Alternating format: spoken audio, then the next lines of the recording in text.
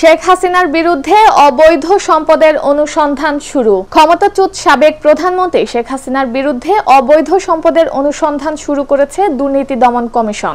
সম্প্রতি এ বিষয়ে সিদ্ধান্ত নেওয়ার পর রোববার 18 মে কমিশন থেকে অনুসন্ধান টিম গঠন করা হয়েছে। সংস্থাটির উপপরিচালক মাসুদুর রহমানকে প্রধান করে গঠিত টিমকে অনুসন্ধানের দায়িত্ব দেওয়া হয়েছে। দুদকের ঊর্ধ্বতন একটি সূত্র বিষয়টি নিশ্চিত করেছে।